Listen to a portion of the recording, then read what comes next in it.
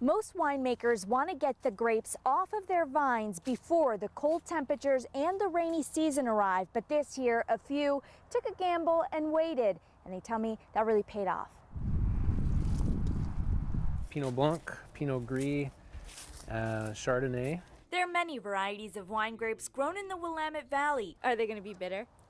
At this point, they're probably fine. But they all have one thing in common. Mother Nature kind of trumps all. Early season rain is always a risk, and there's always a chance that we'll have trouble ripening our fruit. Earlier this month, it appeared the wet season had arrived, with a few consecutive soggy days during which temperatures plummeted. They bounce back, everything dried out, and we've had this beautiful Indian summer. A gift to those winemakers who didn't rush to pick the fruit off their vines. Kevin Green is one of them. He produces wines for Apolloni Vineyards and his own label, La Randonnée, and is optimistic for this year's vintage. These will be super sweet. You can see the bees love them.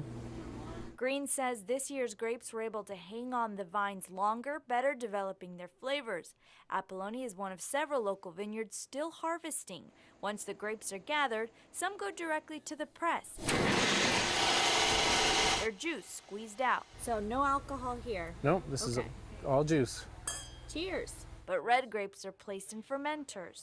It smells like a bootlegger's garage, where they're punched down a couple times a day. The first plunge is the most difficult because you're trying to break through. The process takes a while, but when it's finished, the wine is placed in barrels and stored in a cave. It's all natural cooling because we're underground. Where it sits for more than a year. The ideal storage temperature? About 50 or 55 degrees. A delicate process, one that Green says can be easily sabotaged by bad weather. But when you have a season like this one, it can result in a perfectly balanced wine. Do you want to get us another glass, Michael? That pairs great with sunny fall days. This weekend, I think, is what might be the last chance for beautiful weather.